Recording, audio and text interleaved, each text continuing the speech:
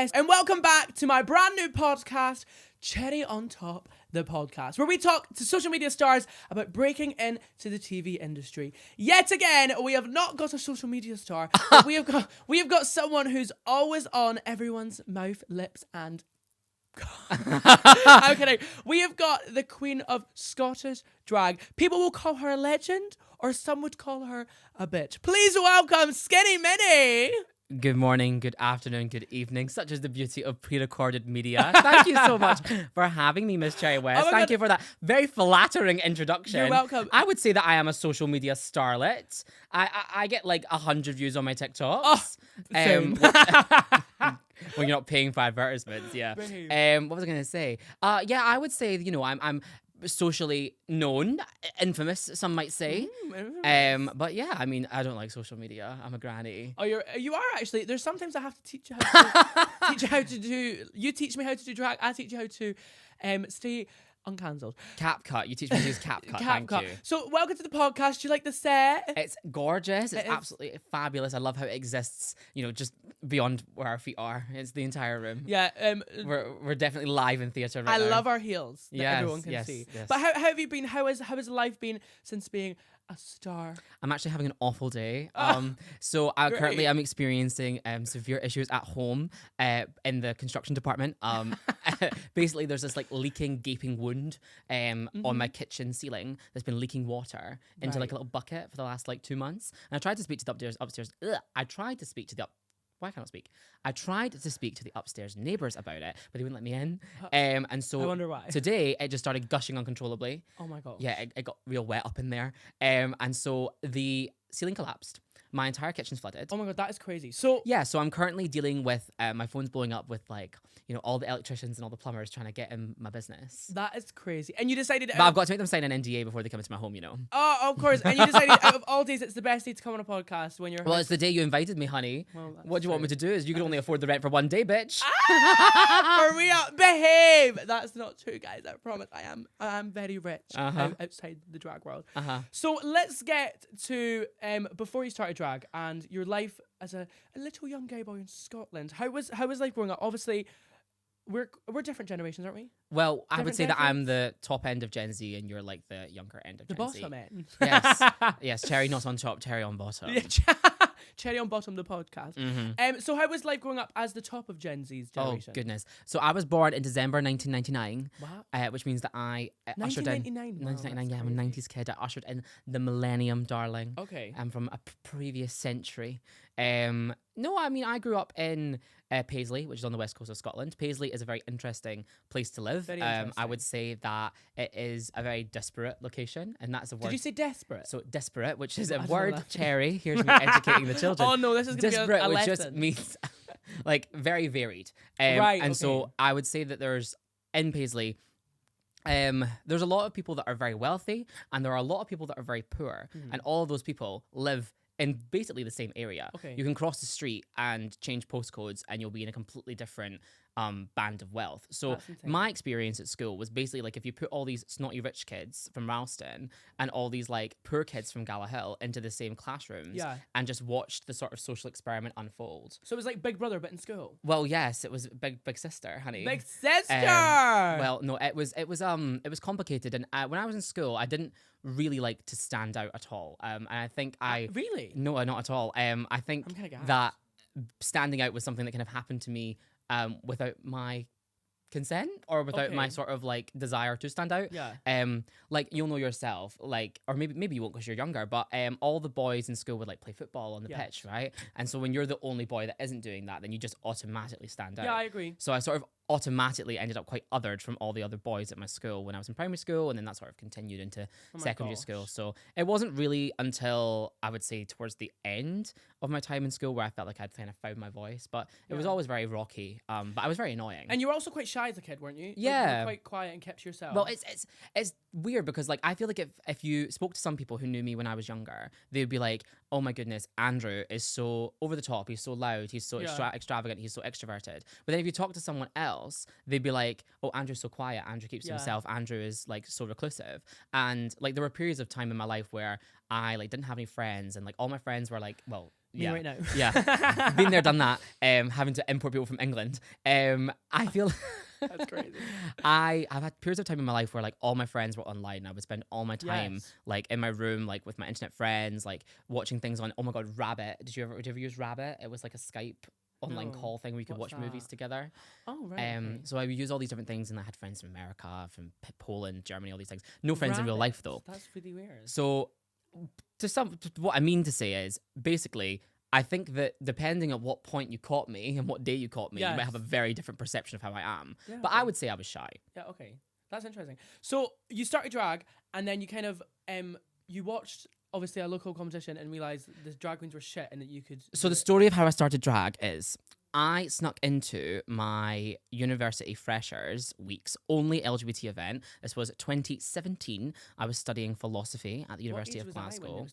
In 2017, you would have been 13? 13? No. No, you'd have been 10. What? Really? Yeah. That is wild. Yeah, because I am 25, you are 18, so there is 7 years between us. So in 2017, you were in 10. Oh my god! Look at me! I'm the mathematic. That's the first time ever that I'm glad that was mental on camera. maths. Yes, makes a change from mental gymnastics. Yeah, so 2017, the one and only LGBT event for my Freshers Week, and I snuck into it because I was underage. Yes. My alma mater, University of Glasgow, philosophy degree, honey. And it was it was advertised to be Alyssa Edwards from RuPaul's Drag Race. At your Freshers? At my Freshers event, yes. How But did they have obviously, budget? in typical Alyssa Edwards fashion, she cancelled. So she was Gag. replaced last minute by Peppermint, who had just been on season 9, which I hadn't even watched at that point. It was airing while I was living in America because I like. You were living in America? Yes, we can get into that. Wait, I never even knew this. You didn't know this? I lived in America for like 6 months. Why? I had an internet friend there and a boyfriend, so I like left Skinny, Scotland. You are fucking insane. Yeah, but like I didn't have like a visa or nothing, so I had to come home. Oh. It was like a holiday, but I was like, I'm going to stay here. And then they had guns. It was quite scary. Anyway, Oh, not the okay. point. We'll dive into that later when we get into like, the backstory. But anyway, first experience of drag was Peppermint from RuPaul's Drag Race season 9. And I remember this so distinctly. She came out to perform and the entire room just smelled so amazing. Okay. Like she was clearly one of these queens, especially if your name's Peppermint. I think it kind of has to happen. It's a shame you never like took any of I know I that. didn't take any inspiration from that. I'm a very fragrant queen, but not with them fragrances. That's actually not true. I'm currently wearing the Lush Scooby-Doo collection body spray. It smells like Biscoff Smells and like cream. mysterious B.O. No. I was like, what did you say? No, do you know when like Scooby-Doo go on like the mystery hunts? That smells like that. What was I saying? Yes, Peppermint performed and she was amazing. And there was local queens that opened for her. They were Rue Jazzle, CJ Banks, Lacey Rain, and Oktoberfest. And I followed them all on social media. And they had, at that point, a weekly show in Polo. Okay. So I went along when I turned 18. And it was a theme show. It was called Mother Tucker. It was the genesis, in my opinion, of like a lot of the Scottish drag tapestry, in my opinion. Every week was a different theme. So it was like the 1980s, or it was comic books, or it was Disney, or whatever. And all the queens and all the performers would do like a different take on the theme, their own take on the theme every single week. So I went every week and I would walk home with my boyfriend at the time and I'd be like, oh my God, if I was a drag queen, I would do this for comic books. I would do this for 1980s. And he was like, well, why don't you just do it? And I was like, no. At that point, I was after moving out into halls for university, I was in a very like bad place mentally. So I was like very much struggling to like go outside and talk to people. So the idea of like being on stage was just unthinkable at that time in my life. He was like, you should do it. I was like, no. We went the next week and I watched this performer who no longer does drag. Okay. Thank God, perform in the show. They opened the show and it was the most incomprehensibly cringe-inducing, terrible performance I've ever seen, ever bore witness to. Like my skin was like crawling, not even out of like disgust at what she was doing, just I felt bad for her. Like I felt so bad for her like in that moment because she thought she was eating, but she wasn't. She was actually she was being sick. No, I was being sick, and that's what made you realize you could do that. Well, I saw her and I turned to my boyfriend at the time and she went, you know what, no matter how bad I am, I don't think I'll be as bad as that. That is crazy. You've seen a drag queen. I feel like that's so skinny mini coded. You seen a drag queen shit and you went, I'm going to show them how that's done. And I think you have. It didn't come from a place of, I'm going to show them how it's done. It was as though them being bad gave me the freedom to be as bad as them. That's very It's true. not my fault that I turned out to be significantly better than them. But yeah, I actually went on to compete against that person multiple times. And did you win? Every single time. Gag it. That's what you call a drag queen, honey. I love that. A pageant assassin. A pageant assassin. I mean, you've won loads of competitions, but we'll get into that. We first met, do you remember, at Drive and Drag? I remember it was Drive and Drag 2020 during lockdown. Now, there's a funny story that you always tell people, which I don't remember if it's true. It is 1000% true. Well, Skinny Minnie's never told a lie. Clock it. Well, let's hear the story then. Tell us. First time I met Cherry was at the Drive and Drag in Glasgow. It was Gothy Kendall, Bag of Chips, and Ellie Diamond. Yes. And Kiko was opening, and we were all in the car park, social distancing, la la la. And I went in drag with another drag queen. Her name's Tiana Tucker, and we were down near the front with her family. And I was gonna say this little boy, but this big beanstalk of a boy came bounding over to me and was like, "Oh my goodness, la la la la, drag queen, oh, I'm such a big fan, can we get a picture?" And I was like, yeah. And we took the picture, and it had that filter on it from Snapchat. What was it say on it? I have no idea. It said like cool or something. Yeah. Anyway, we took this picture, and then you went, "Oh, you just gushed about how big of a fan you were of me." And then you turned to me and went, "So what's your name?" I feel like I still do that to I went, "It's Skinny Minnie," and you went, "Oh my god, I love you, Skinny Minnie." And then you went on my profile and you didn't follow me. I am Howland. And I went, "Follow." That is so funny. And I went, and you know what? That is genuinely you distilled into one interaction. Oh my god, I'm such a huge fan. No idea what your name is.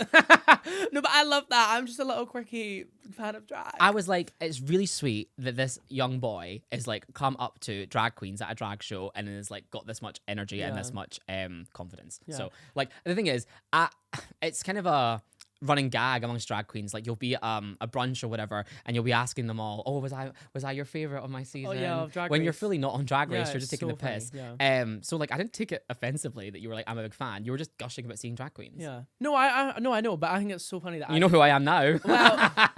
Well, can't get rid of me. I can't fucking forget. So, you went on to then doing loads of competitions. I remember being there for the first time you ever hosted a drag show, which was crazy. First ever drag show that I hosted was called Fresh Faces. It was in Slay, Glasgow, and it was a cast of up and coming talent. And the reason I was hosting it is because I had won Glasgow's Best Drag Newcomer at the Glasgow Drag Awards right before the pandemic, and then we had the pandemic literally immediately after that. So my friend Rujazo and the people at Slay Presents and Slay Glasgow were like, "Let's put on a show platforming and giving attention to newcomers to the scene." And so I got to host it with Rue, which I was really grateful for. But I was so nervous. I remember you being so nervous. And I was you didn't have to be nervous. You were perfect. And it's now crazy how going to your first hosting gig and like seeing how far you've come from like hosting. Well, I was terrified, but like I always think if you fail to prepare to fail. So I'd written out everything that I was going to say in advance. True. Like I had like something planned. I had something planned to say for every single person, and I like all the performances and like the tracks they'd sent, I like had memorized so that I could like think about what to say and blah blah blah. Yeah. So speaking of that, what would you say your drag X are? What would you say like my drag X? When you see a drag queen, what are you like? Oh. I have so many drag X. I want to hear them all. My biggest drag X at the moment is the clear plastic bands on shoes being in pictures. Now here's the thing, like I love to serve cunt. I love to serve pussy. I love to dance, right? But also, when you wear tights, they can be slippery. Yes. So you can fall out of the shoes sometimes, like, quite easily, unless they are, like, a bit too small for you. Yeah. And it's like, this is the behind the scenes that no one thinks about, right? So I'm not against the clear straps. I love a clear strap. I wear a clear strap all the time. However, just against the clear strap. When you are taking pictures, you're standing still. Yes. So take the clear straps the fuck off. Guys, you heard it here first. If you have to wear sheen shoes, you have to take the straps off after. The clear straps, I am fine with them on stage. I'm fine with them from a distance. They should not be on the main stage runway of RuPaul's Drag Race and Bonnie and Clyde. And they should not... Skinny! And Blue Hydrangea. And they should not be on your Instagram feed. Take them off. Gag it. That's probably my biggest drag ick. My other biggest drag ick is when people start drag and immediately shave off their eyebrows. Ivy Couture. My frustration with that is that when I first started drag, everyone was telling me to shave my eyebrows off. Really? I was in a drag competition that assigned you a drag mentor. That's not true. I picked a mentor, and I wish I'd picked someone else. And that person basically encouraged me to shave my eyebrows off because they didn't know how to. Did you do it? Yeah, I did. They encouraged me to shave my eyebrows off because they didn't know how to cover eyebrows, and I couldn't learn how to cover eyebrows by my damn self. And I think when you start drag, you got a lot of things being thrown at you, especially if you're like a cis man and you've never touched makeup before in your life. Yeah, I agree. Then you've got a lot, like, I mean, you will know. I mean, I remember the early Cherry West days. I remember what it used to look like. It looks pretty much the same. Yeah. But like, it's hard enough learning how to do eyeliner, learning how to do contour. Gluing down your eyebrows is a very complicated thing if you've never done anything like that before. So I found it really hard. I shaved off my eyebrows and then I grew them back to nubs, and I had them for nubs for ages. And then That's insane. do you remember? And then I grew them back to full eyebrows, and then last year I had some spare time, so I learned how to cover my eyebrows. Yeah. So my advice to anyone new is learn how to cover your eyebrows. Don't shave them off. You'd rather, it's better to have the skill than to just shave them off. Now, obviously, when we first started getting, I wouldn't say getting close, but like getting to know each other more, and like you as a drag queen and me, obviously, like I was just starting drag, I think. Wait. Well, I feel this is a weird one because drag, I feel like it's a weird one because with me and you did drag from the moment I met you. With me and you, like, I feel like with most people that you speak to, you're more established than they are. Yes. And you're much bigger than they are. And you are bigger than me. You've got a social media following and you've got loads going on and you're very, very successful, international. I'm not international. I'm just national. I'm ruthlessly local. But I feel like it's different when me and you talk because, like, there was a period of time where I can't believe I'm going to say this on a podcast where you were my fan. I still am a Skinny Minnie fan. And I'm a Cherry West fan. I'm actually a Cherry West stan. I'm ride or die for you, and you know that. I know. I think why we bonded so much was because we went through kind of the same stuff at the start of me doing drag and the start of you doing drag, where people were jealous and wanted what we had, and you kind of taught me how to. Well, I actually remember one of the first conversations that we had was that you were getting shit off of an established queen in the scene who's actually older than I am, who was just being unkind to you, brigading your lives, and like being a bitch about you on stories or on Twitter or something. And I remember you messaging me, and I remember you saying to me, "I feel like I've fucked everything up for myself before I've even started." I remember you saying to me like, "This person's like huge, and I've like pissed them off. Like I'm so this that the next thing." And I remember like sitting and talking to a 14-year-old Cherry West about this like 23-year-old drag queen like picking a fight with you and being like, "This is embarrassing for her." Yeah. Not for you. Yeah. At the end of the day, I think it's amazing that you found drugs. Ah! I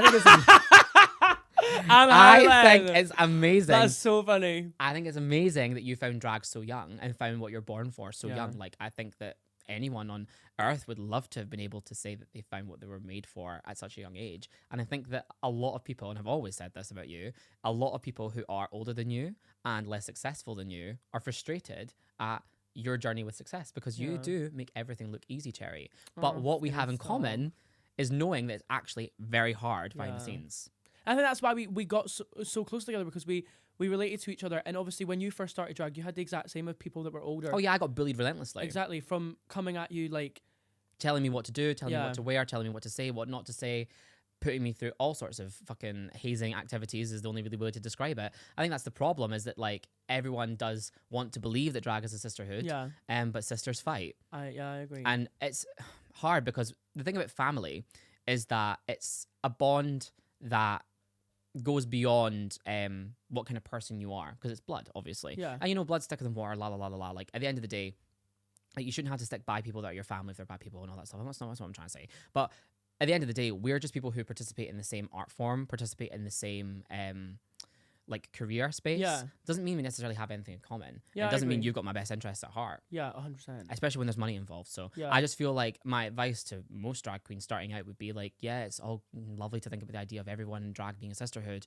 but you'll probably find like one or two sisters, and when you find them, you should really hold on tight to them. No, I agree. And I think watching you has taught me that like that everyone will throw you to the dogs for a £50 barbecuing. I mean, especially when it comes to the drag scene, like it's so toxic and you literally cannot trust anyone. The drag scene is so toxic. It's so bad. Especially in Scotland, there's so many drag queens that like you can't trust. Well, I think I've seen it all from start to finish. Like, obviously, yes, there was a drag scene before me. I'm not an OG by any means. I'm relatively young and supple. But like from the get-go, it's always been people fighting tooth and nail for gigs. I think it's because there's just less money in Scotland, and there was always less money in Scotland. And I remember like when I first started drag, the most I ever got paid to do drag before the pandemic was £30. What? Yeah, that show that I went to go and see every single week, it was £15 the fee. Shut the fuck up. Which means that terrible drag queen that inspired me got paid £15. Which is probably the most that she's made in her entire career, to be honest. Yeah, that's the truth. Do you not think that's crazy that like they got £15 and that group of drag queens were the ones that slagged me? I know you've seen how much Cherry West charged, but that's insane, isn't it? Well, that's the thing. Like the going rate in Scottish drag around that time, 2019, 2020, was £15 to £30. Wow. Most, I think, you'd probably get 50. And so I think that it has just created this culture where there are so few gigs, there's so little money involved, but there are so many of us that everyone's fighting tooth and nail for them, and people just get when money's involved. Money is the root of all evil, honey. Yeah. Communist skinny Minnie. Why don't we talk about real quick? We have conversations a lot of the time at like 2 a.m. Yeah. Where we feel shit about drag. For clarity, Cherry West FaceTimes me while I'm trying to fucking play my games. Skinny sat there and she's like, I'm on this fucking. I'm playing like some sort of farming simulator. I'm playing card game simulator. And I add her to a Fields of Mystery. I add her to a group call of 50 other drag queens that she's never met, and I'm like, whoa. And I'm like, Skinny, these are all my friends. Let's talk about. So obviously, a lot of the time, because we're always like trying to one up ourselves to what we've done already, and we're trying to always like be nonstop. We always get to a point where like we go for a part of losing our spark in drag and like wanting to quit and like thinking we're shit. Well, have you ever wanted to quit drag? Bitch, I wanted to quit every day. Every day. I get in drag and I go, why am I doing this? Yeah. No, obviously like everyone goes for eras where they're like, why am I actually doing this? And I don't remember what. It's not been for a couple weeks, couple days, probably for a couple minutes. But there has been times where I remember like wanting, like I'm like, why am I actually doing this? Like it's like, what is this? Because you're investing so much into your drag and you're doing so much to entertain people. It's like, well, what am I getting out of this apart from like exposure? And it's really hard sometimes. You have to be in the right mental headspace to do it. I think it's a difficult one because I think for me and you, especially two people that do drag for a living, yes, it no longer is in that space where it's like a hobby, it's a creative passion because it pays your bills. And there's this idiom that people say all the time of, oh, do something you love for a living and you'll never work a day in your life. It's the complete opposite. Do something you love for a living and you'll work every single day of your life. Yeah. I eat, sleep, and breathe drag. Yep. I love drag. Drag is the most important thing to me on planet Earth, and everyone knows that. Yeah. And that's why a lot of the experiences that I've had have been so difficult for me to process with the drag scene and like falling out of love with drag and feeling alienated from my own community. But ultimately, there are days where I don't want to do drag. There are days where I consider quitting. There are days where it's too much because, yes, when you are a performer and you're an entertainer and you're provided to service someone and make them laugh, make them smile, sometimes when you feel absolutely terrible, when you feel shit about yourself, the last thing you want to do is go and entertain people and make them laugh. The thing is, though, I always push through and I do always do it unless I'm literally physically incapable of it. Yeah. And afterwards, the endorphins usually give me that release of like, this was the right thing to do. Yeah, like I have changed that person's life for a minute. Yeah. Like the world is really difficult at the best of times. Drag queens, we don't live easy lives. But that like hour, 2 hours of the show is such an escape from everything. I agree. And I think that's where this mental struggle comes from, is like you get almost addicted to the escape. Yeah. And it's like you have those days like, and you'll have them too, where it's like you'll do 2, 3, 4 gigs on a Saturday. Club, another club, bus, next place, no sleep. Literally, boom. That is the definition of us. Sometimes, like I've had days where I've been in drag. I did a day last week or the week before where I was doing like an event for Be Perfect from like 9 a.m. Then you had brunch, and then you had an evening show. All this other stuff. It's like I'm in drag for like 12, 14, 16 hours entertaining all these people. And it's like you get home and you're so drained. And then the next day you're doing nothing. Yeah. The worst part for me is going from the adrenaline to the low. That's why I had to leave school, because going from doing a gig at night to then going to school the next morning it's the complete whiplash, and it is the double life, you know. Like I think like you've got things like Drag Race which present this like real dichotomy of like you in drag and you out of drag. But the biggest dichotomy for me is like when you are your drag persona, when you're on stage, when you're performing, when you're working, like it's such a rush of endorphins, such a rush of adrenaline, and you really do feel like you're touching lives, making a difference. Like I really, really, really feel privileged to get to do events like Hindus and birthday parties and functions, because like these people are celebrating a moment in their life. Yeah. And you get to be a part of it. I get to be part of it. Like, you only get married once, all going well. So, gag. All going well, you only get married once. It's like, I get to be the drag queen that was at that person's wedding. They'll think about me forever. No, I agree. And to me, that means more than getting to, like, do a split in a gay bar or whatever. No, I agree. But yes, then the come down from that, it's like, oh, now I'm, like, in my, like, cocoon, in my depression cave, like, with all my clothes that, like, look gorgeous, but hum a fucking BO and need to get taken to the fucking dry cleaners and re-rhinestoned and all this stuff. It's like, it's a tough one. It's a tough one. And you can get in your head. And there has been times where I've wanted to quit. And there's been times where I've like, where sometimes the cost outweighs the gain. Yeah. But I agree.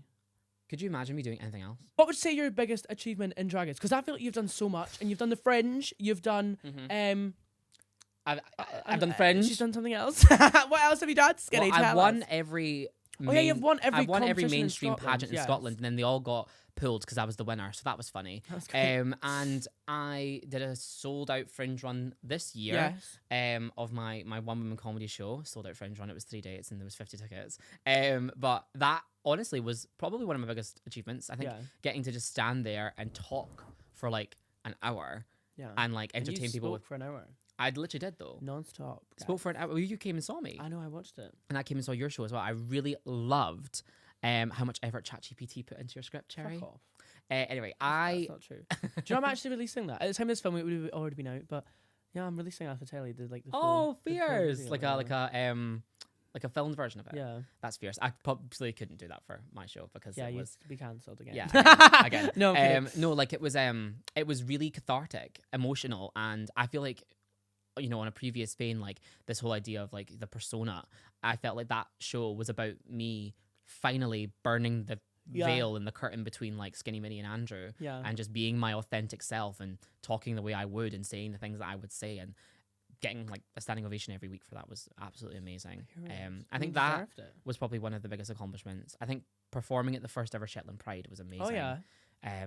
Getting to be in like such a rural location that had never had drag before, like mainstream modern drag. You're kind of like starting. I was the first death drop on the island, honey girl. Oh my god, that's fierce. That's fierce. Well, probably someone tried it in the bedroom, but I was the first one on stage. I got the trying it in the bedroom. Oh my god, that's crazy. Did you ever do that? Did you ever just sit and try and do death drops on your bed? Do you not remember the video of me going out when I did my first gig and I was on the chair? Yes. And I tried. And you jumped into a death drop, and and you were posting it everywhere like drag queen drop. Yeah, I know, because everyone was worried about you. Everyone was like, "What the fuck? Get is that this queen an child doing?" ibuprofen. Yeah, literally, everyone was like, "What the fuck is happening right now?" Madness. Yeah, but I've tried it. So you've also done a lot of gigs. You've done Shetland Pride. You did the Fringe. Now, when was the first time you worked with someone from Drag Race? Do you remember?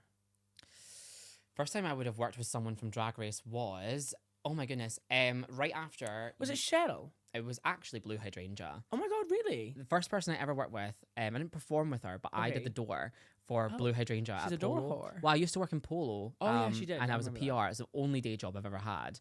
And it was at night. But I used to do. Only day job I ever had, and it was at night. Yeah, I used to do. That's fucking hilarious. I used to do the door in Polo and be like, right, £3 entry, right, £5 entry, right, £7 entry. Depends how much I like you. But you got to pick the price. No. Oh, you were lying. I don't know. no, I used to, it's different pricing on different days, frankly. Okay. But basically, I was the one drag queen on the PR team at the time. Yeah. So they Did you do it in drag? Yeah. So Blue was upstairs doing her meet and greet, and I was like doing her queue. Right. And like after everyone had come in, I was like the person being like, right, you go here and selling merch and stuff like that. Wow. And like working her table basically. And I remember at the very I looked so busted, by the way. Like I'll show you a picture. I looked awful. I was wearing a t-shirt dress of Blue's merch and like a big style wig, and like back in the days where I wore no makeup. That's crazy. Like I had like a lash on and like a lip, and that was it. Oh my god. And her husband now at the very end, he was like, thank you for going above and beyond to sell her merch. Oh my god. And he gave me £20. Oh, that's so cute. The second girl that I worked with was Cheryl, and that was on the reopening of after lockdown. Right. I know. I remember that. You were like, "Oh my god, I'm doing it with Cheryl." I was like, "Gag." And she opened Slay, the club Slay in Glasgow. Yeah. With I think it was with maybe Rujazzle was there as well. I don't know. We had done the reopening at Polo because I still worked there. Yeah. And then we moved over to Slay, and Cheryl did this big show, and she got all these tips, and then backstage she gave all the tips to me and Rue and I think CJ. Oh my god, that's crazy. That's because so she was nice. like, I don't need these. So, period. So have you got any like horror stories of working with Rue girls? Anyone that was rude? Any tea that you can? Don't name names. We don't want. I mean, I think there's a very prominent Rue girl that everyone knows that I don't like. Oh, I don't know this. Do I know this? Code word it. Tell me. Let's just say that we've got a lot in common with her. I was gonna say who is it? I know who it is, obviously. Yeah, I think I've got about 1,000,001 horror stories about that person. Oh my god, that's crazy. But I'm not going to reveal all that here. That's crazy. I think that there's definitely one Rue girl that I didn't enjoy spending any time with prior to they were on Drag Race. I wonder if she's still like that now. I would like to think that with all the success that she's accomplished, that she's mellowed out as a human being, but I don't know. I've not spoken to her in several years. Anyway, in terms of like working experiences with like a Rue girl that I've not enjoyed, or an experience that I've had, I'm trying to think. Someone that was a bit off or rude. There has been a Shady few. West? There has been a few people that have been a little bit off. But the thing is, I always try to see things from like a fairly nuanced perspective. Yeah, I'm so the like, same. See, like when the show, for example, like when there used to be viewing parties because people used to care, and the girls would go on tour. It's true. The girls would go on tour around all the viewing parties, and like we would do the ones in Slay, me and Rue, and I'd meet them every week. That was when they were at all their peak. They must have been doing drag every single day. Like, you know, you're exhausted. So of course there were some of them that were a bit short, a bit standoffish, a bit like rude, for lack of a better word. But I never took it personally. Like, in the same way, it's like I've been that like baby queen fan, and so like I know that people probably like on the flip side, I have been the one working every single day and stressed out my box. Yeah. And had people like giving me blah, blah, blah, blah. No, that's So I never took it personally. That's why when drag queens are like, oh my god, that person was so rude. It's like you're saying that from DragCon. Sorry, I just remembered one person. Oh my god, who? Are you gonna name names? Well, she's actually also been really horrible to you. Should we say it at the same time? Because I feel Yeah. like right, 3, 2, 1. Jombers Blonde. Skinny! We're naming names of the divas. You know what? I'll eat it. So I remember I was doing a gig in Stirling. I don't give a fuck. Put this on live. Girl, I've put worse about myself out there than this. Very true. I was in Stirling doing a Spice Girls gig with Rue, CJ Banks, Sally, and Tiana. Yes. And we had left Chucky and Giza in charge of the viewing party in Slay. We got a phone call from Chucky while we were backstage because Jombers was so drunk. And this was the second time that Jombers had come up, because the first time she was doing Suck, back when Suck was in Delmonica, she did a Suck Harder, and I was helping her out, and she was snapping her fingers at me, demanding tequila sodas. Was she drunk or? No, she seemed to think I was there to serve her. Like, were you in drag? No, I picked her up from the station, like with Rue, and then like helped her get situated and stuff. And I was like, oh, I'm like here to help you, like acclimatize to Glasgow. She was very rude, very like condescending, very demanding. Anyway, she got so drunk that gig, and she got so drunk at the other gig as well. She was just knocking back tequila shots like it was nothing. And this was around the makeover episode of UK season 4, you know, because Jombers was getting a lot of hate because she was getting saved every week. And so she had just done the makeover. And do you remember like Lawrence had done Roscoe's? Yes. And Lawrence like dragged her at Roscoe's, and Jombers was crashing out about it. So Jombers Blonde went on the microphone in Glasgow, in Slay, and said, I need to say something right now. Your hometown hero, Lawrence Chaney, is a bully. And Bimini was robbed. Girl. And you know what? She was right, but she shouldn't have said it. Skinny. I mean, to do that in their hometown is so funny. So it's kind of weird. So Chucky and like Giza were getting in contact with us because like Jombers had grabbed control of the mic and was going crazy. That is insane. And saying all this crazy stuff. I remember Thankfully, there was only 10 people there. My situation with Jombers, for viewers listening, is I obviously do Red Bear reviews on my YouTube. I used to. I had to stop. Because She signed a contract. So I obviously did Red Bear reviews, and I went to do got asked to do from Voss Events to do like an interview in Glasgow to promote the tour because it wasn't selling, and like I'd make a difference. And Jombers like obviously was like calling me out for slagging our outfits, and I kind of said, and she was like.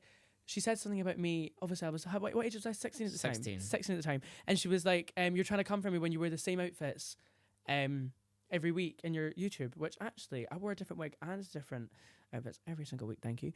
And she said that while wearing an Amazon bob at the meet and greet.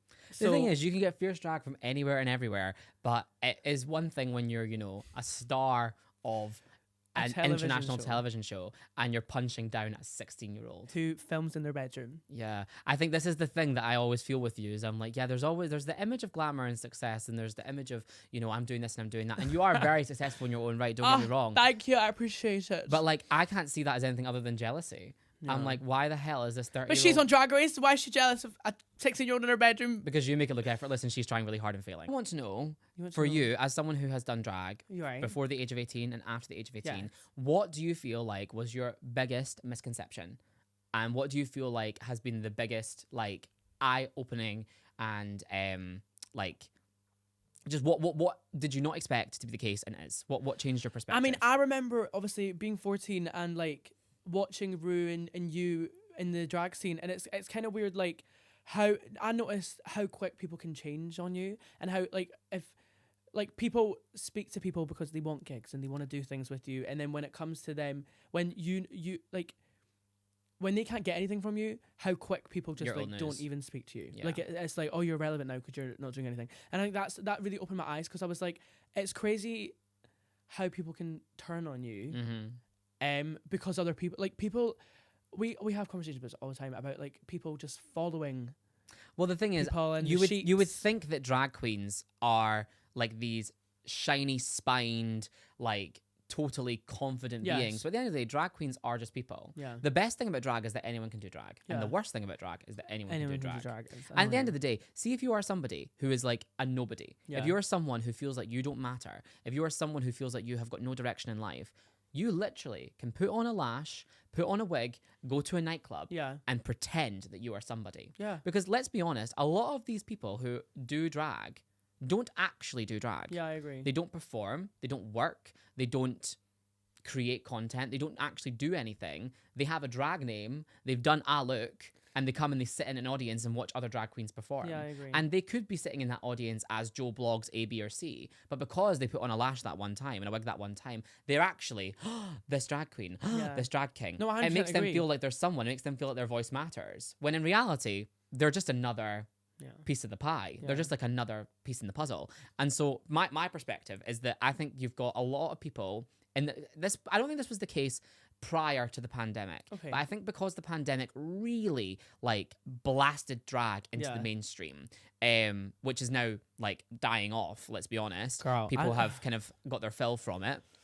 I think that a lot of people, when it was at its most trendy, jumped into it to kind of make themselves feel like they had something to do. Yeah. Make them feel like they were mattered or important in some way. It's one thing a gay boy can post a tweet and be like, blah, blah, blah, blah, this is wrong, blah, blah, blah, this is right. And everyone goes, cool. Yeah. A drag queen does it, suddenly it's got so much more power behind it. So I think a lot of people found that empowerment through drag, which is a good thing and a bad thing. Yeah. Like with great power comes great responsibility. You know what I mean? Period. I actually have just realised why he says that.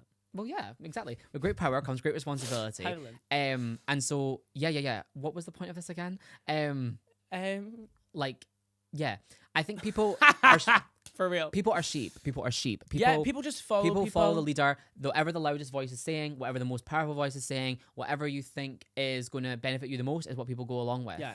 And the thing is, this is true obviously for like drag scene social dynamics, but it's true in like life. Yeah. Because like, look at the fact, I don't know if you saw, Grampian Pride has like pulled back Yeah, a they've lot. stopped Pride Yeah, now. obviously we did a lot of stuff for Grampian Yeah. Pride with Cheers this year just passed. And like Grampian Pride has now pulled back pretty majorly. And it's sad because it's not the fault of people at the Pride obviously. But it's because the social trends in the world for the last like 5 years, have been like trending towards like acceptance of drag queens. Yes. Like, did you see last year all the drag queens were at the Wicked premiere? Yes. And This now year, there's no one invited. that's what's really scary. There's like a rise of conservatism. Like we've had our fix, we've had our diversity box ticked. The drag queens have had their moment, and now it's time to go back underground again. That's what I think is really scary, especially as like someone that's wanting to do drag forever. I feel like you're in a weird situation because you saw the peak. rise of it and the peak of it And when now I'm you were seeing the unable to fall. engage with it. Yeah. But what's funny is like your level of engagement with it that was like allegedly restricted by being 18, not being able to be in these nightlife venues. Has anything really changed for you? No. Like, I guess you do some club shows now, Yeah, well, I mean, but like everything's the same for you as it was that's before. what's so weird because like I would be like, oh, I can't get into the clubs to go to a drag show, whereas now, even if I went to a club to go to a drag show, there's none. Well, there'd be no drag show on, exactly. Yeah, so it's really weird. It's sad, and it's like I was actually talking about this with Ivy while we were waiting in the wings outside. There's a newcomer to the Scottish drag scene, and by newcomer I mean they've just turned 18. They've been doing drag for a while, and they've been posting on their story. I'm not going to name this person because I know they're who it is, 18, though, but yeah. you know who I'm talking about. And they've been posting on their story that they want to make their performance debut, and they've been posting that on Oh their wait, story. maybe I don't know who this is. There's this person who's been posting on their stories over the last couple of months. They are gasping to make their performance Yeah. debut, and they keep asking, will any showrunners book me? And I think you'll remember there was a period of time in Scottish drag where people would turn 18 and they would like step out into the clubs, Yeah. and everyone would be fighting over the chance Yeah. to get to involve them in the show. Yeah, I And agree. like, come join the Sisterhood, Yeah. come do my show, come do my show, come do my show. Everyone gasping for these like baby queens who've been doing drag for Yeah. years under the age of 18 like you had. Now, these people turn 18 and it's like a sad... It's leveling. weird. It's like, well, I mean, even Ivy said like when she turned 18, nothing's really changed, and she's noticed a difference of like obviously she's now able to do more stuff with us, but it's like, realistically, going into a club doesn't make a difference anymore. I think for a long time there was this sense of club drag in Scotland, and there definitely is in England. This conversation is very specific. It's very Scottish rather than like in the context of everything that's transpired in Scottish drag in recent years. But it just makes me sad because there's this idea of I remember seeing tweets made about you by that individual who was always taking shots at you for being an under 18 drag queen, and that person was like, I'm waiting my turn. I'm doing the right thing. Yeah. I'm not doing anything wrong because I'm not doing gigs until I turn 18 because that's what's right. And now they've turned 18, they can't get a gig. And they don't do anything. Do you know what? Karma's a bitch, honey. It's not even karma. I feel bad for them. I feel bad for them because I felt bad for them as soon as they started drag. I'm kidding. Is that what inspired you? I feel bad for them because it's like the whole situation for them. They have grown up with drag at its peak, and then now that they're able to engage with it completely free, they're not able to. I agree. Because there's nothing to engage with. I agree. It's sad. It is sad. I mean, it's even sad for me because I'm not even in the drag scene. Like, I don't feel like I'm in the drag scene. There's no drag scene in Scotland. There's no drag scene. I'm literally, I mean, I always have been in my own lane, kind of doing my own stuff because I wasn't allowed to be like. Well, that's one of the things I've always respected about you. You've always set out on your own and done your own thing, and you march the beat of your own drum. Period. And on that note, but yeah, unfortunately, this is coming to the end of our podcast. But Skinny, thank you so much for coming on. And having a good... Did you have a good time? I had a great time. Thank you for getting Granny out the house. Oh, I know, guys. I helped. It's like, I feel like Little Red Riding Hood right now, and you're the I'm the big bad wolf. The wolf. I see that. Lovely teeth you have. Oh, all the better for eating you with, my darling. Oh my God, Skinny. For those that don't follow you already, where can we find you on social media? You can find me on all platforms at Skinny Minnie Queen. That's Skinny with a Y and Minnie with an IE, the way a normal person would spell it. Google my name at your own risk. That. Yeah, literally, guys, go watch her YouTube. She's ruthless. Is that a word? Ruthless and brutal. Ruthless. I'm sorry. Look at us creating new language. Oh my God, guys, that is crazy. If you enjoyed this week's episode of Cherry on Top, the podcast, please make sure to like, comment below, and subscribe to my YouTube channel. And make sure to follow me on all social medias at Cherry West UK. Oh my God, Skinny, thank you so much. You look so good. This should have been in Wicked. This is an Ida birthing piece. What does that mean? Ida birthing, she's a designer. Oh, I'm so sorry. Guys, thank you so much for watching. I'll see you all next time. Bye-bye.